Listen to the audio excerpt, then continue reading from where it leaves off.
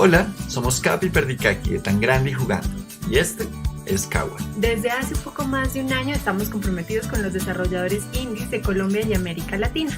Queremos mostrarle al mundo el talento de nuestra región. Por eso necesitamos de tu ayuda para hacerlo realidad. Realizamos entrevistas a desarrolladores de juegos en Colombia y América Latina. Además, tenemos otros materiales como gameplays y reseñas. Amamos la industria y queremos crecer para ser una enorme ventana de contenido. Y tú puedes hacer parte de este crecimiento. Ahora puedes apoyarnos en Patreon, una plataforma de membresía en la que productores de contenido como nosotros recibimos apoyo económico para darle vida y seguimiento a nuestros proyectos. En nuestro caso, un proyecto comprometido con el crecimiento de la economía naranja.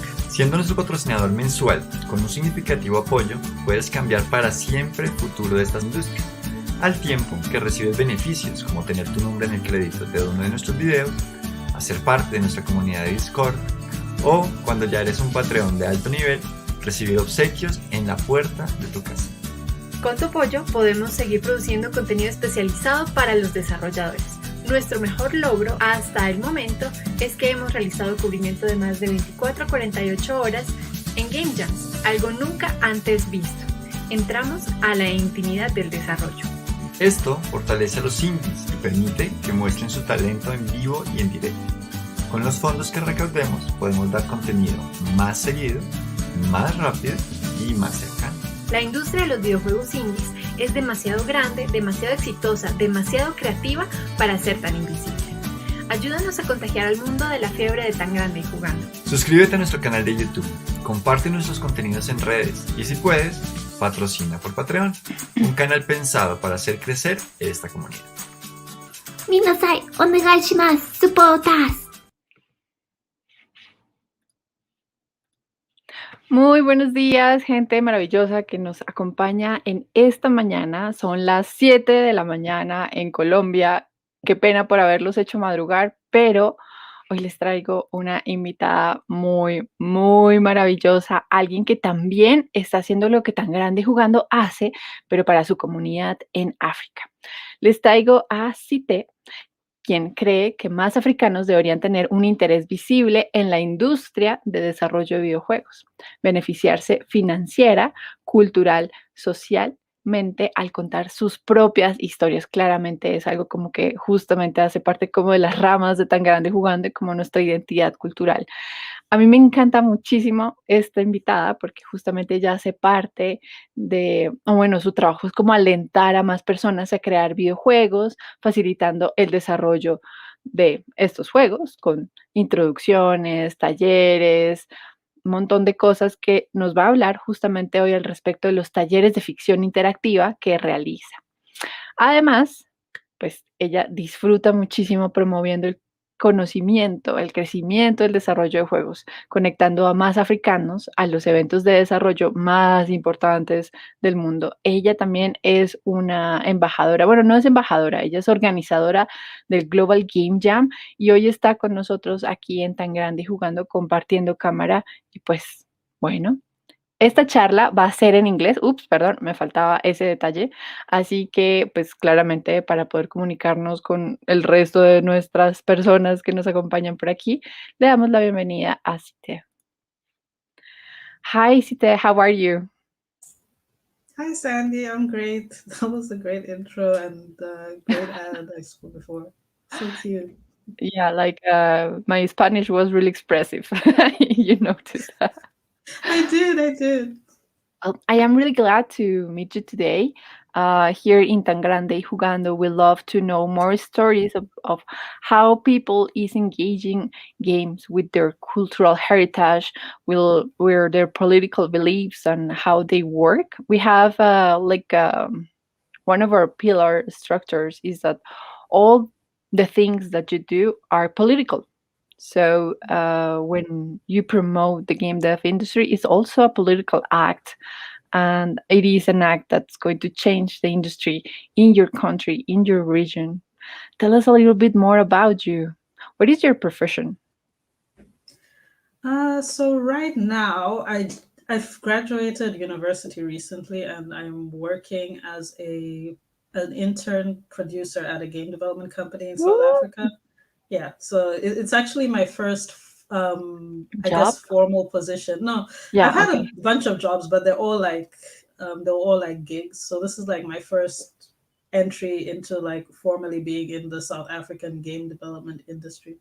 Mm, Yeah, so that's what I'm doing right now. I also do some freelance research on the side, and I'm doing a bit of writing, a bit of academic writing as well. But I mostly want to focus on being, being in the industry for the first time, and my initiative, prosarium.net, which is documenting 1,000 African women in games. ooh, I love this. Wow. Okay, so let's start like baby steps. Like, Mhm.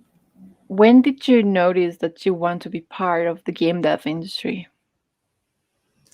So I noticed I wanted to be a part of the industry in 2013, even though like I've been like playing games pretty much my whole life, but like what gave me the spark like to be a part of the industry was in 2013 when I started a community in Lusaka, Zambia, where I grew up, and we didn't know any game developers, and none of us could actually make games.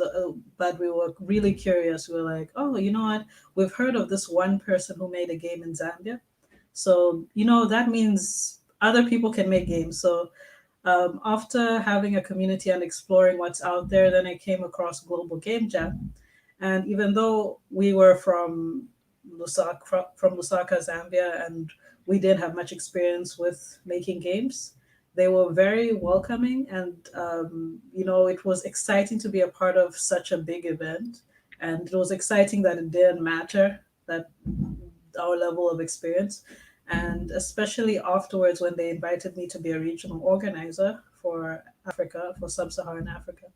Mm. That's what made me realize I that just connecting people and bringing people together is something that can make a change in the industry, and I wanted to do that. So yeah. Oof, I love it. I love it a lot. Well, and you tell us a little bit about that you were making academic investigations and writing. What is that, and what are you investigating? So I my final year project for university was about meditative games, and natural user interfaces, Meditate and like meditation, or kind of. So yes, like games that make you relaxed. So games that kind okay, of help you meditate. So I was researching that in my last year of university, huh? and I recently got accepted to write a chapter for a book. And this is my first time doing anything like that. I'm co-writing with my supervisor. Yeah, so that's what I'm writing about. I'm writing about what I did in my final year project. It's about meditative video games and health specifically. So, Wow! Oh my God, this is some a content that's going to be super interested. Can you tell us a little bit more about what you're investigating? Like, maybe, of course, you are working on that, but we would like to mhm. know the early winnings inside the content that you're creating and watching. Yeah, I can tell you. So what I learned, unfortunately, it was really hard for me to get all the resources I wanted to get because of the pandemic. I was Mm, doing everything from home. But basically, I was comparing what type of technology, natural user interfaces, so things like, instead of just using your keyboard and mouse or controller, using different types of things that and which ones work better with meditative games to make people relax. So initially, I wanted to look at like motion tracking, and eye tracking hmm. and touch screens, and look at them and compare them to how people normally play games. But I didn't have all the resources though. At least I had an eye tracker, which was really interesting to work with. It was a Tobii eye tracker. Mhm. So I looked at how people responded to a meditative game. I made a little fish pond game, and I looked at um, how relaxing people found the fish pond game compared to a touchscreen version of the fish pond game with Hmm. eye tracking compared to the touchscreen version. And right now, what I'm writing about isn't specifically about the interfaces, but it's more about the games in general. So besides the little fish pond game I made, some other games you can find that are meditative games are like these types of breathing games. There's one called Deep VR. There's a game called Sound Self, which is very meditative. It's a bit psychedelic and meditative.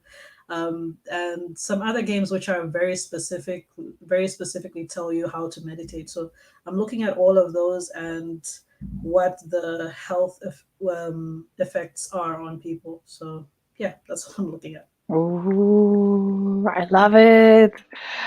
This is so gorgeous. I am so can we see in a future, maybe not today, but can we see in a future your investigation on some of your content? Definitely, I have a video that I've been nervous to share. Can you Yeah, share it today? I can actually share it today. I'll Okay, send you a link so to it.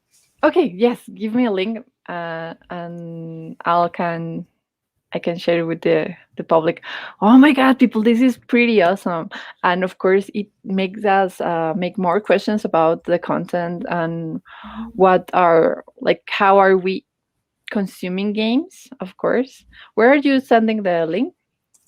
I'm still Okay. looking for it, Okay, don't worry, but don't worry. I'll send it. I'll send it in our chat Yes, okay. for you. So for the people that's watching, I'm going to speak a little bit in Spanish so they know that what is happening here. Bienvenidos a esta transmisión de Tan Grande y Jugando. Tenemos una invitada increíble que promueve la industria de desarrollo de videojuegos de su región, África, más específicamente pues de Zambia. Me encanta un montón esta invitada que tenemos ahorita y pues claramente la entrevista de hoy tiene que hacerse en inglés porque pues no sabemos nuestros otros idiomas que hablamos.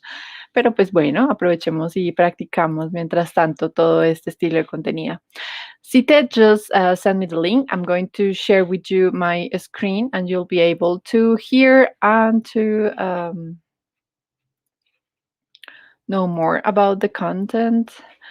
The natural users interface for meditative games. Woo! Okay, let's put this over here.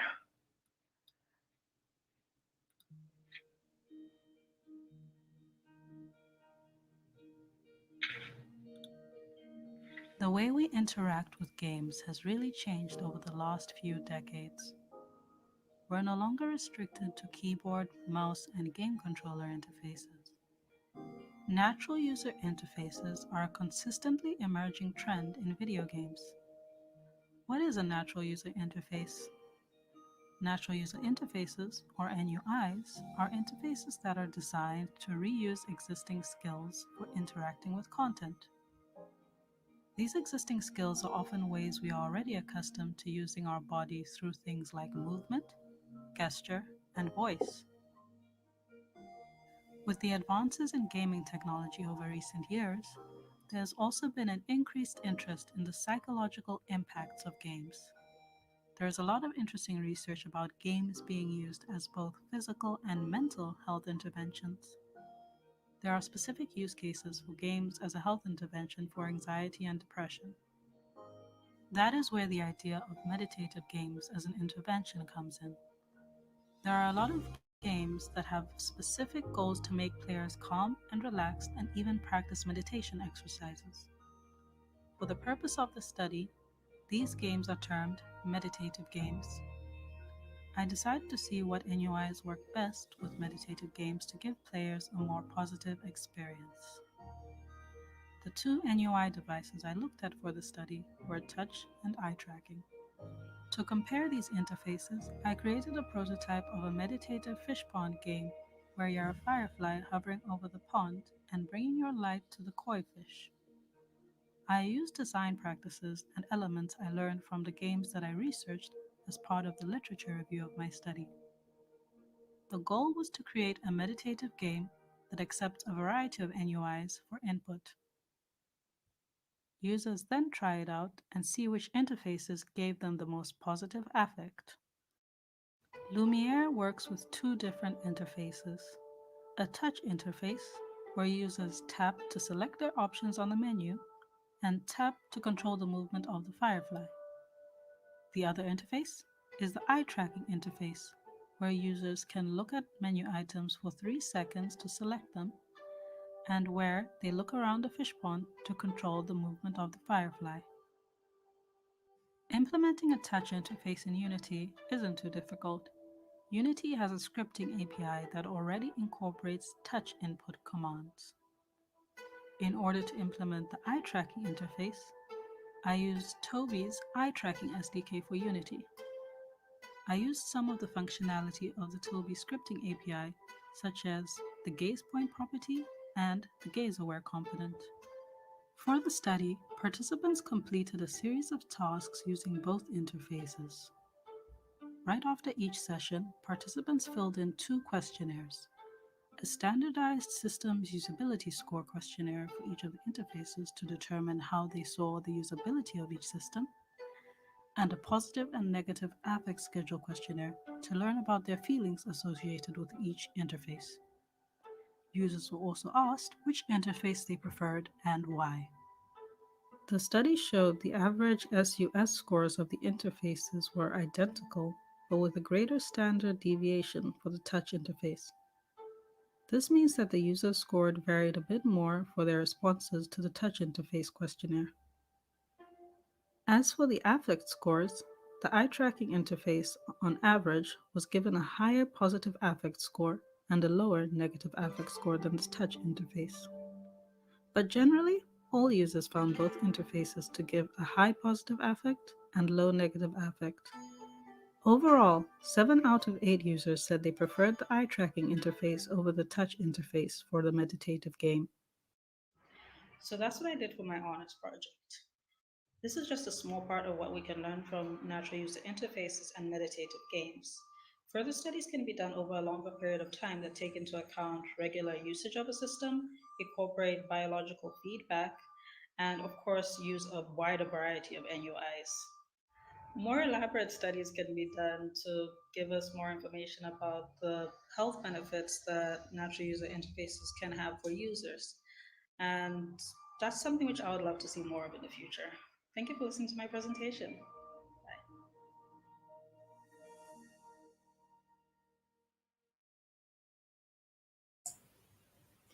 So that was my presentation. Yeah, I love it a lot. Oh my god. So this is a lot of content and a lot of thinking about like everything what you're being accomplishing is so amazing. What were like something that you see that was super needed to these games, like all because of your investigation on all the literature on the games that you already played? What are those characteristics, specific characteristics that a meditative game needs? I think a meditative game needs to be low effort. I think that's low effort and low effort with a high reward, or Hmm. even just any type of reward for low effort. Because I think, eye tracking, you really just have to move your eyes.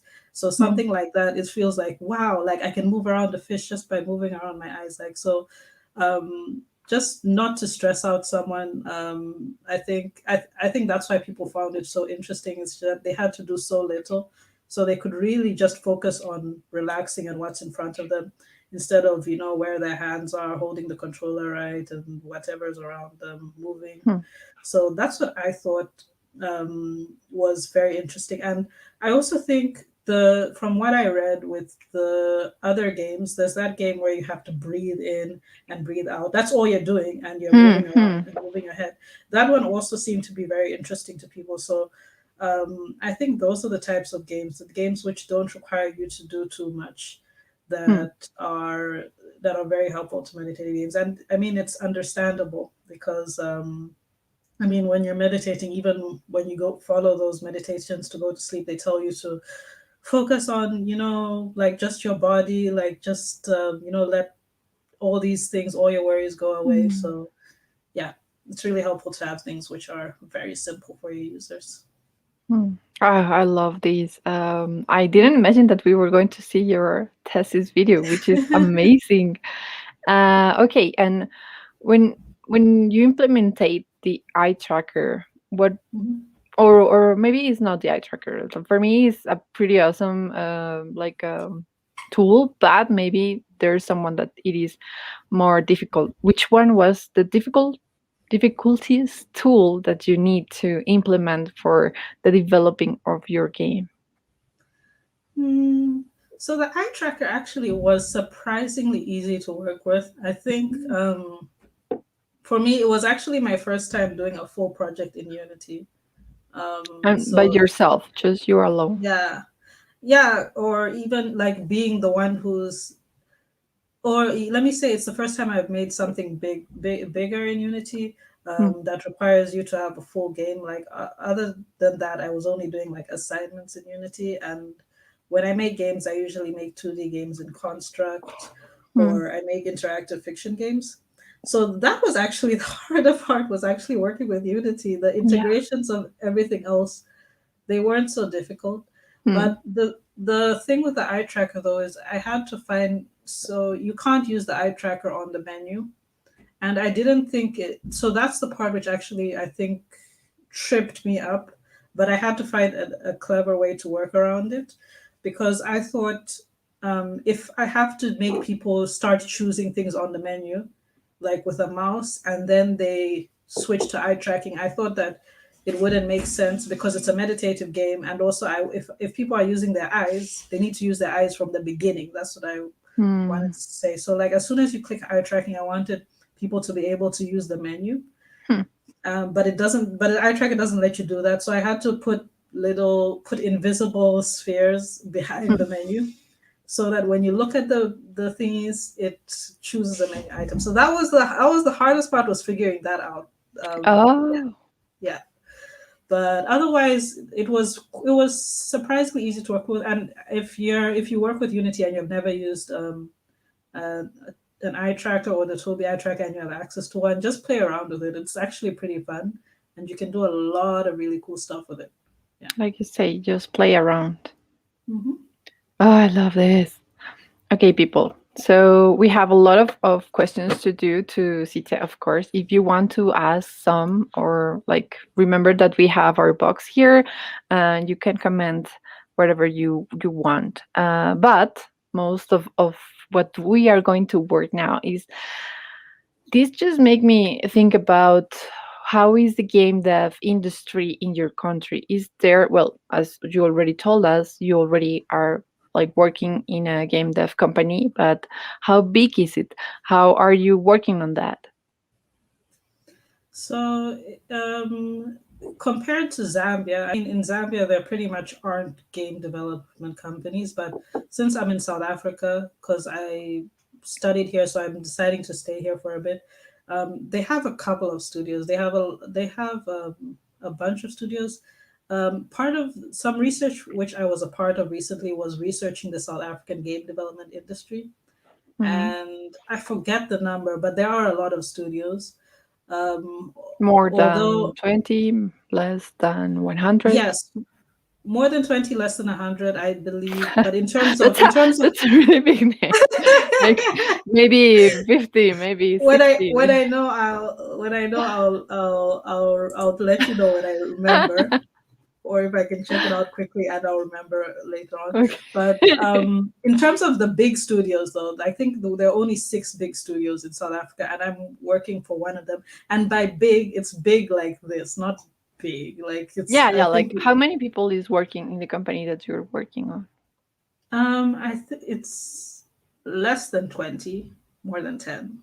So let me Okay. say, in our meetings every day, we're 9 people, but there are a few other people Yeah, who, because you have different um, teams and mhm, mhm. yeah. Yeah.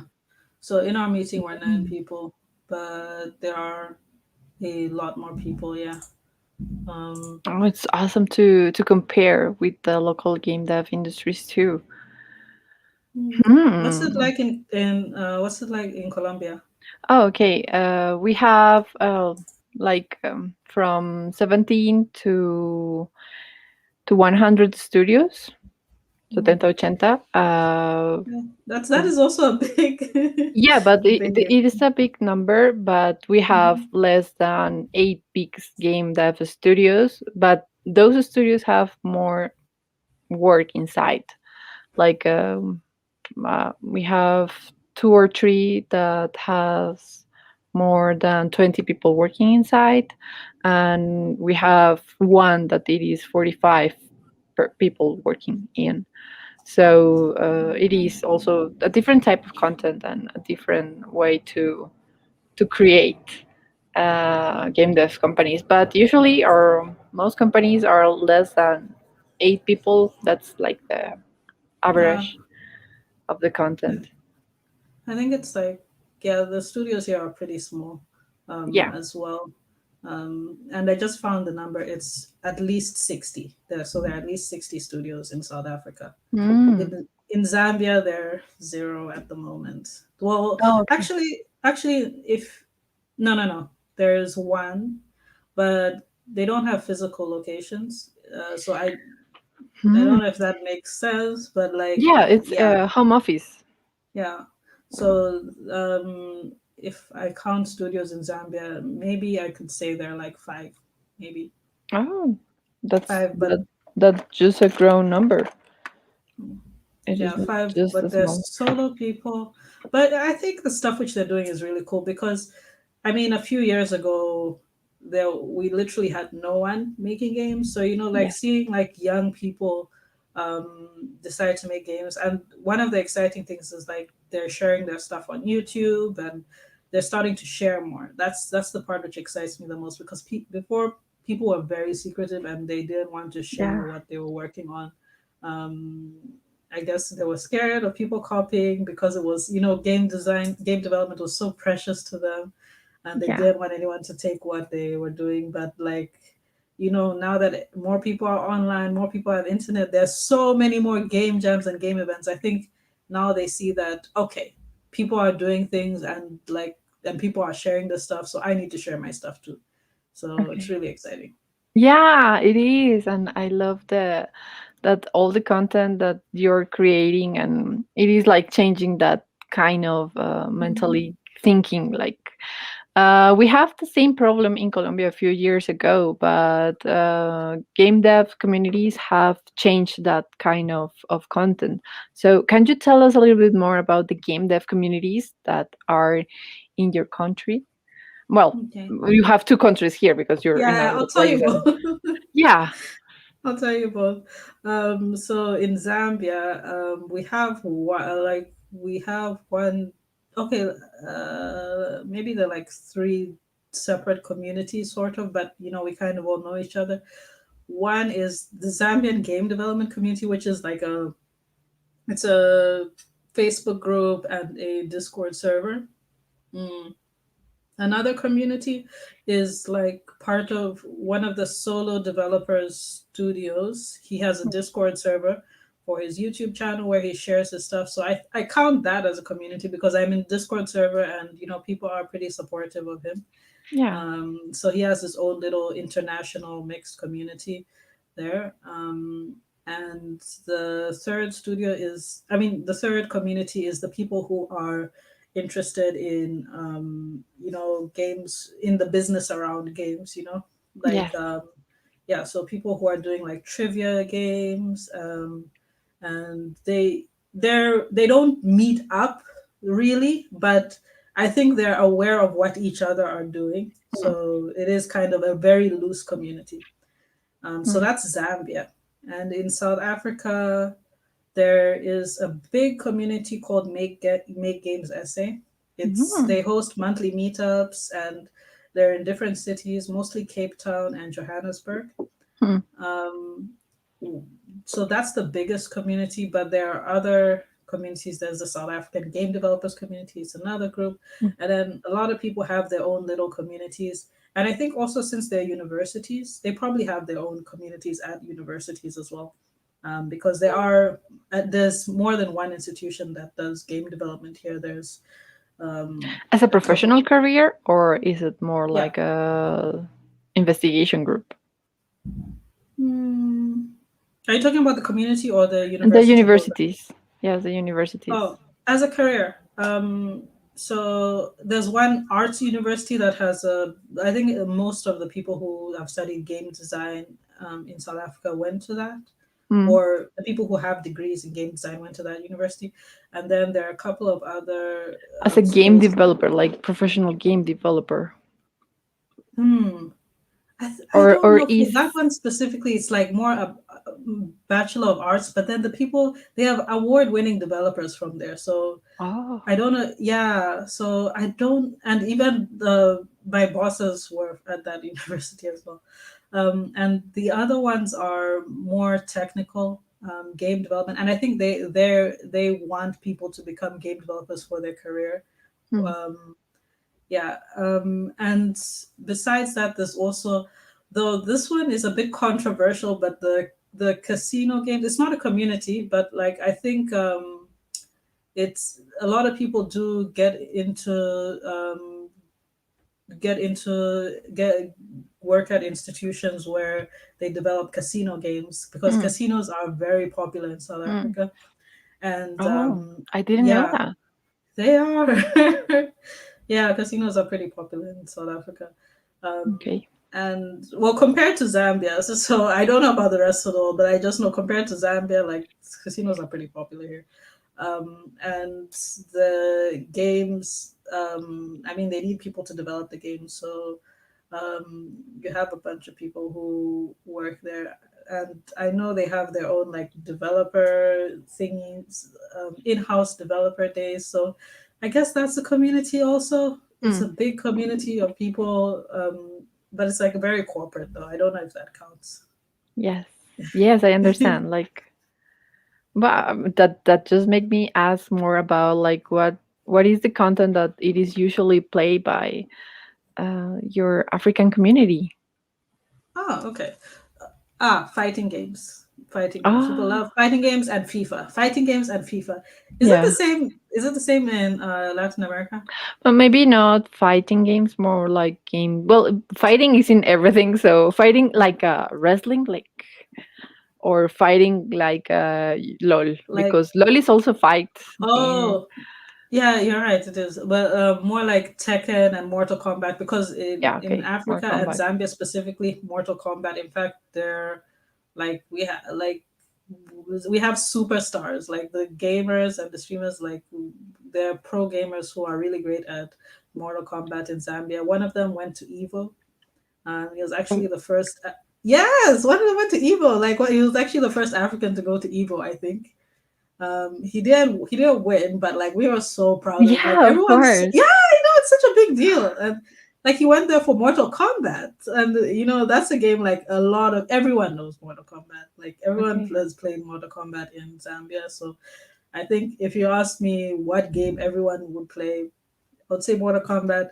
There's FIFA as well, but I think FIFA is mostly the guys who like football and they're very loud about it. But in terms of like, I think like everyone, like guys and girls, it's Mortal Kombat. Okay.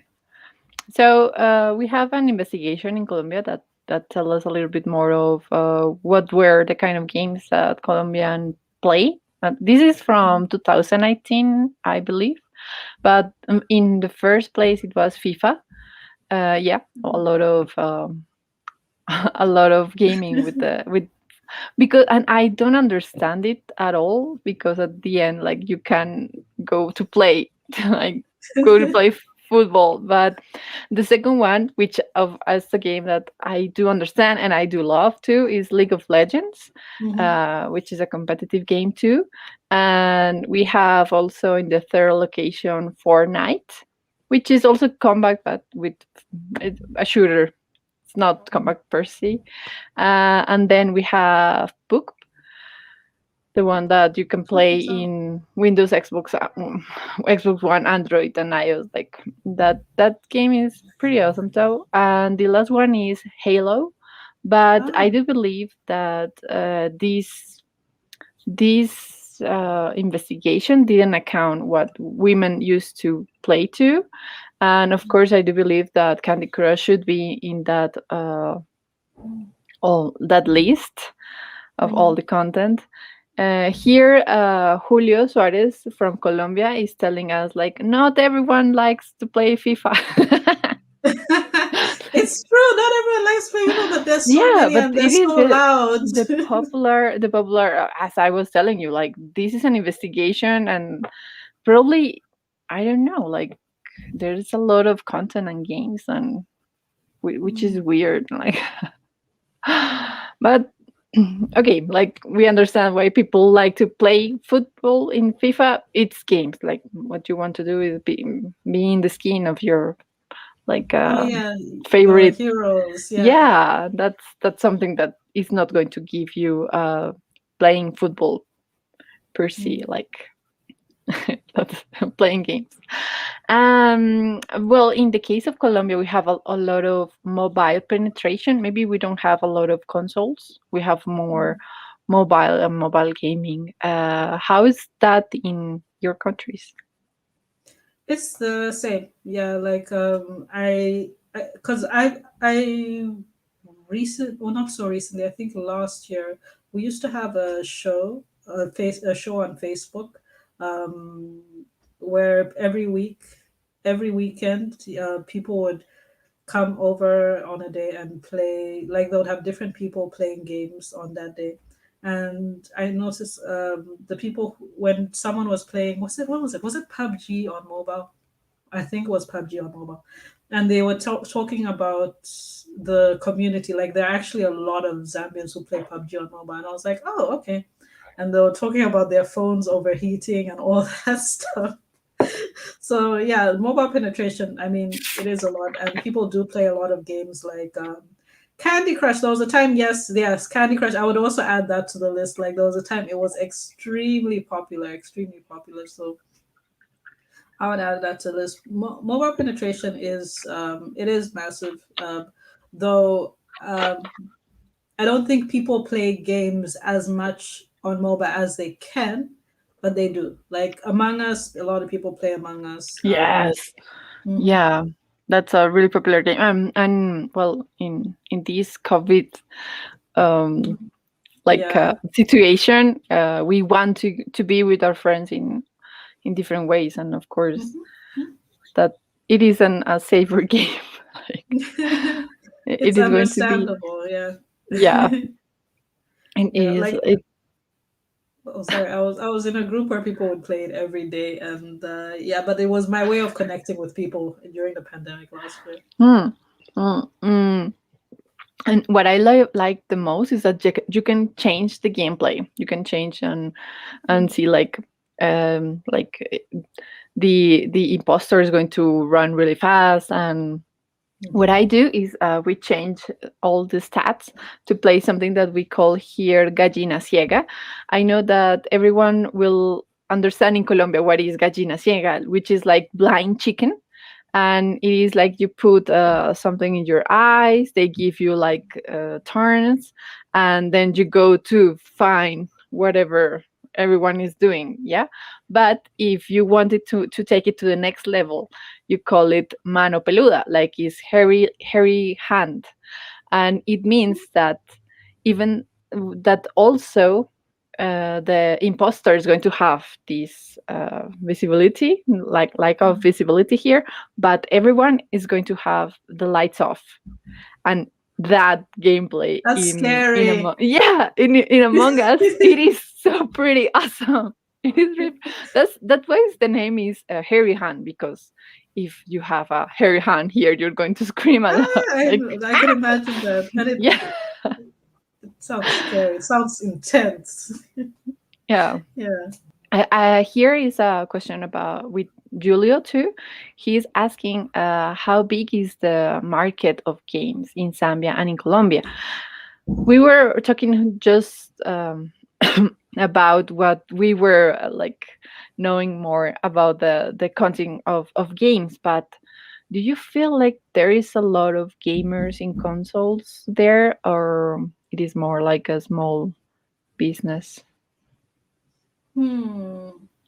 Because So, I've seen something that it is not usually something that is happening in the reports of big countries or with a really great developed industry, and it is that in the Latin American countries we have places to play games like a console game, because you don't have money to buy a console, but you go to this place and you pay really cheap prices for an hour of this console. Yeah. Yeah. These kind of locations are the place where you know what is the kind of game that everyone is playing because of what it is on those sites. How is over there? So I remember from the time I was young, we used to have those, and we used to have even like in the with the PlayStation one, like in the smallest place, or if there's a fair, you can go and look for the place where they're playing the PlayStation one, and yeah, you pay something really cheap to play for like Hmm. either a number of rounds or a certain amount of time. Hmm. Um, uh, right now they're much bigger. I think there are a few. They're called what gaming lounges, yes. Hmm. And they also host tournaments now. Um, but I think what's even bigger. So it's hard to tell how big the market is because people play with each other. Like if someone knows someone with a console, Hmm. they're more likely to go and play with them than get their own console. So it's a bit hard to say. And for PC games, the thing is, if someone has a computer and they're playing games, there's a high chance that it's a pirated game. So if you're talking about the market, I Hmm. if you're talking about the market, it's a high chance it's either a pirated game or it's a free to play game. Hmm. So um, if we're talking about the market, I'm not so sure about the size, but I can say in terms of people actually paying for games, it's more likely console gamers, especially FIFA, every year. They actually advertise it. Like I always see the ad every year. They're like, pre-order your FIFA now, and they order it like they ship it straight from wherever. I think they order it for you and you get it really fast and people buy it like no matter how expensive it is, people are going to buy FIFA. Yeah. So I would say, so I would say consoles have a bigger market, Hmm. and that's I think it's still a small market like compared to the rest of the world. um, because games are expensive. Actually, if you think about it, games are actually expensive. Hmm. If you're from another part of the world, because I mean, people pay $60 for games in the Hmm. US, but their Yeah, minimum sixty wage. dollars for us is. Mhm. Yeah, and their minimum wage is whatever it is, but like Yeah. people's minimum wage in the US is what some people get like with like their um, with however many years of experience in an office Mhm. job sometimes. So it's a bit unfair to compare. Like and people are like raising kids on that, and they don't have any support from the government. So it's a bit unfair. Mm. Um, like, and that's why people pirate games, honestly, because it's the price difference. Yeah, Mm. that's what I can say. So Yeah. there's a market, but it's not big. Okay. In the case of Colombia, we are the fourth country in Latin America, like the ones that buy games, but we are the 34 in the world. So we are really Oh, tough consumers of games, and we have promotions in our Steam now. Like I am are you here like serious? wanting to to buy computer games, but I am trying to control myself. Yes, Andy, because we're going to have an awesome game that's going to be launched from Colombia. This game name is Chris Tales, and it is going to come to the 20th of July, and it is our first Colombian game that it is multi-platform, that it is going to be in all the consoles. So I'm like buying the super awesome collection edition there. Nice. And that's why I'm not going to buy anything else like in 3 years. Oh But my gosh. I what think you are told me about it. Yeah. a little bit more, but we want to talk about more of your country. Like, tell me a little bit of those games that have been released from your that maybe they are known by the Mhm. world, but not by your own community. There aren't really any there aren't really any. Oh, no, there Hmm. aren't really any. There aren't really any. But there is a mobile game that people do know in our country. It's called Spin Blaster. It's pretty. I Oh, think it's pretty for fun. It's a hyper casual game, and it has a pretty high Google rating. I can share a link for it.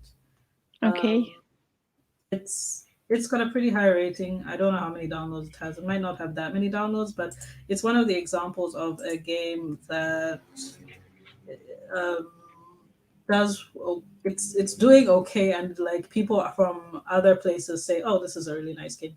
But other than that, let's see. There was a game from way back called Second Genesis Legends, and apparently it was someone found out about that game on a demo disc, and it was sent to India. And this was like in 2012.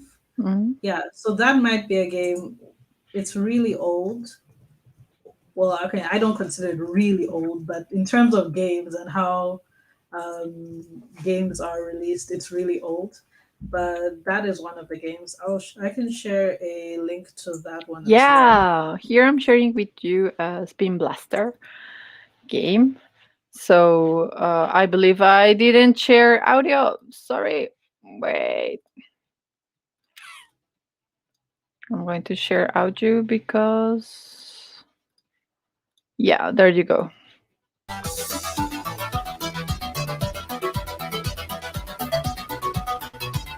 And you are the little blue or You're on the outside. You're the one on the outside. So it's the like, little blue? I love the battery of that they're showing you is like the battery of your content. oh, it's your life.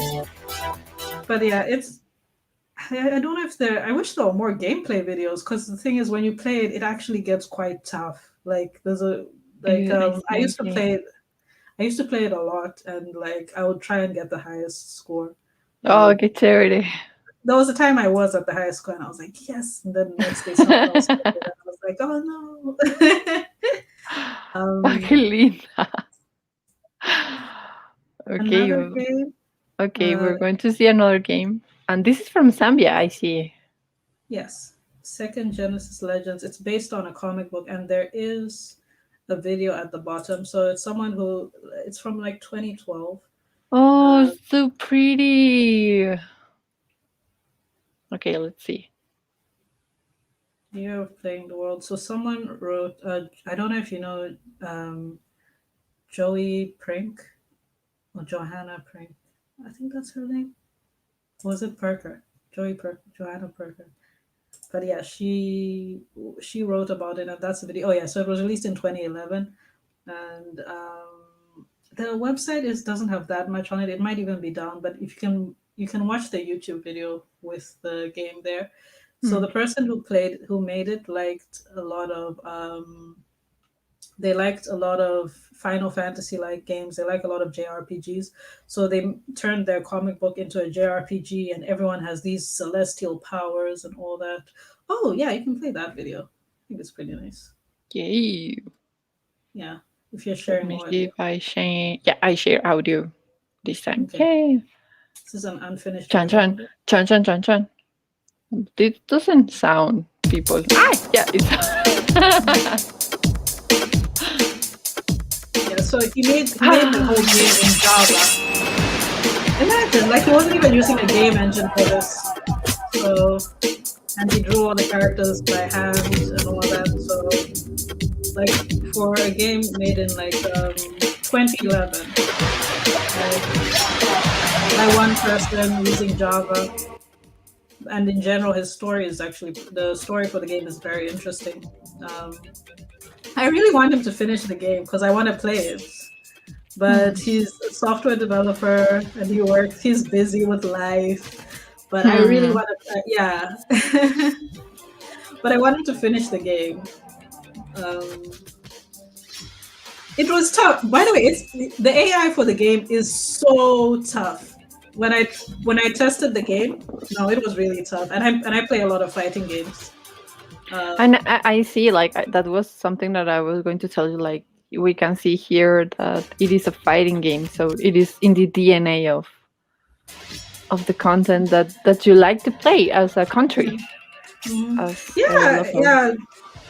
I think one of the reasons why people like fighting games is because of the gaming lounges that we talked about before. Because it's very easy to play against someone, and it's very easy to test yourself in a short amount of time. Like a game takes what? Like the game takes a few minutes, and I love this. yeah. So a game takes a few minutes, and then you can say, "Oh, I'm better than this person," and then you all keep playing the games, and then in the end, by the end of within an hour, you can tell who's the best and all that stuff. So people like that kind of stuff. So I think that's why we like fighting games. Wow, I'm just thinking about, like, and this should be like the next investigation for Sithe. No, I don't know, Sithe. Maybe you can say no, Sandy, you're crazy. I can But I was thinking that part of, like, having the power to concentrate and having the power to meditate is to be in the same task for a long time, like, and to counting that you are giving more minutes inside that task. So maybe with all of this pandemic, we have a lot of, like, stimulation outside, and we want all the time to have new contents, and when you have that, procrastinating is even bigger. So we need to work into something that is going to, like, I don't know, like, this idea is really crazy. Please don't pay attention to the crazy author over here, but it is more like the kind of games that you're playing. It's going to help you concentrate or not concentrate, like.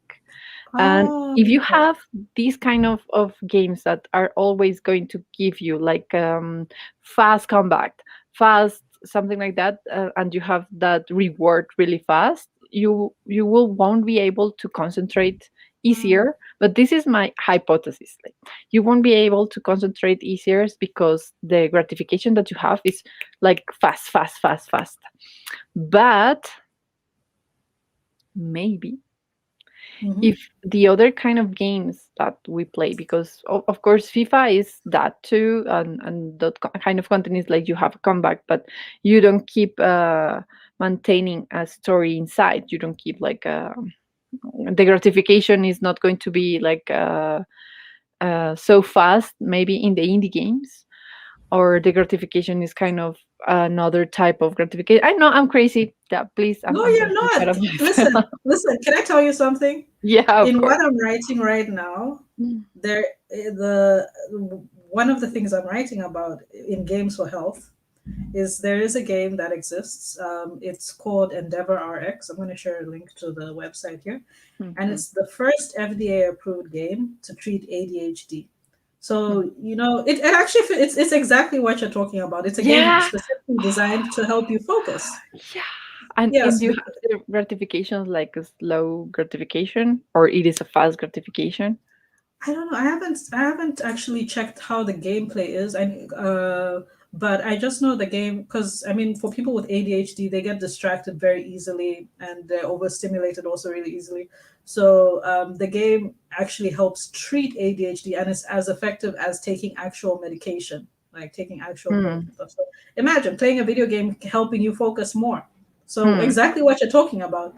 But in terms of knowing the types of games that do that, so I imagine games that are designed similar to this, or I'll have to check it out. But that's super interesting, and I think it does fit exactly what I'm looking at right now. Ooh, okay. So the author gives pretty awesome.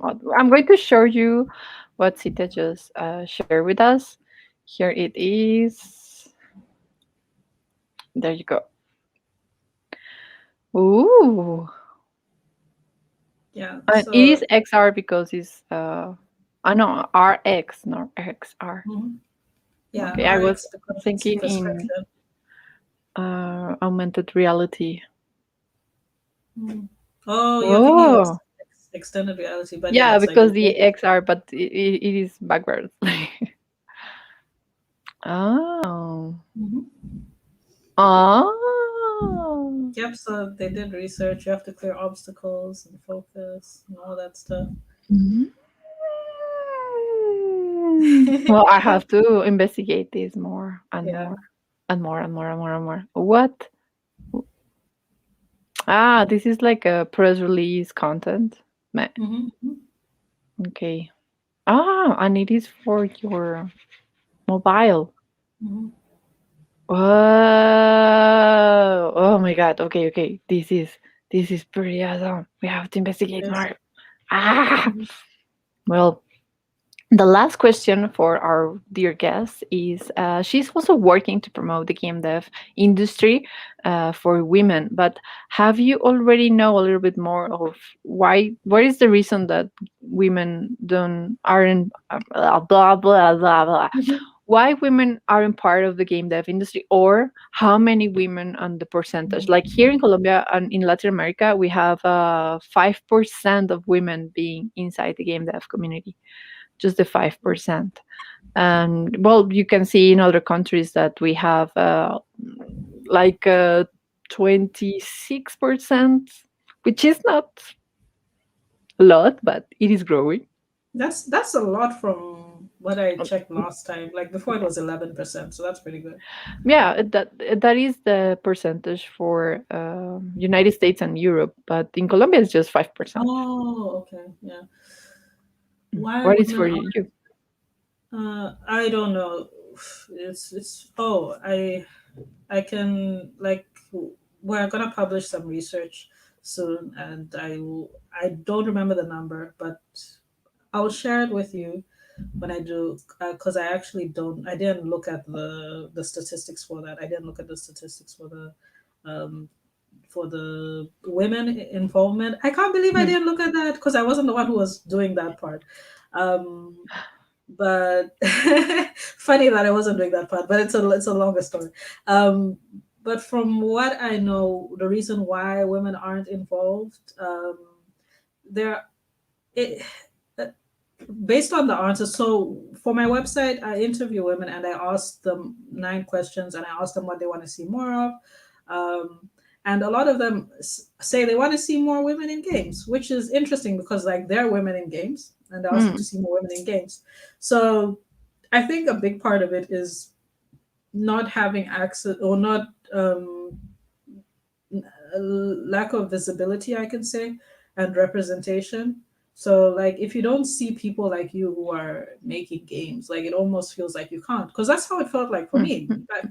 Like before I even had the idea of starting a community or the idea that we could actually make games, before that even became an idea, I had to see someone in Zambia making a game.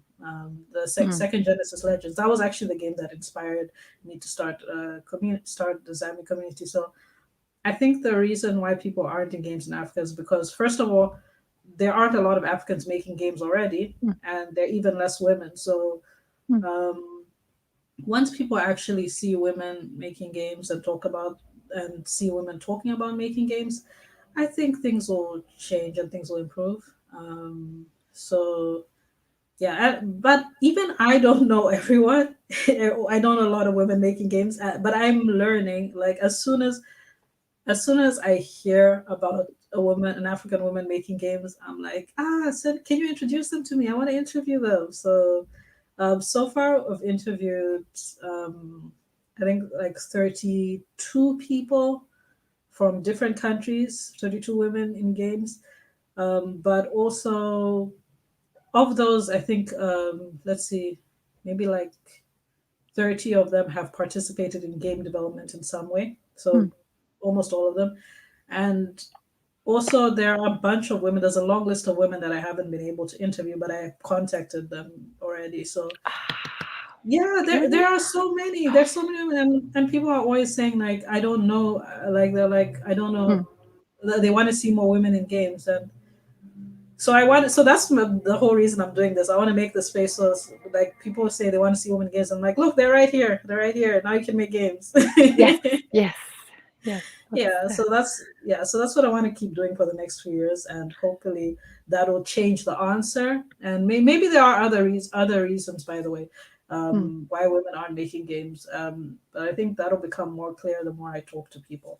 Of course, you'll have that answer soon. And people, remember that we have the Women Game Jam, which this year we're going to include our dearest friend as a organizer.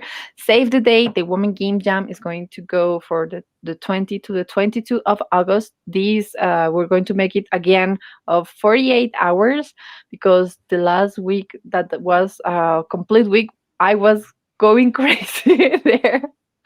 So it is better in this way. So save the date. Zambia is going to be also a location. Colombia is going to repeat location there. And we like to promote the female game dev community. And of course, to change these, or to break the gap of what it is, what we are working on today.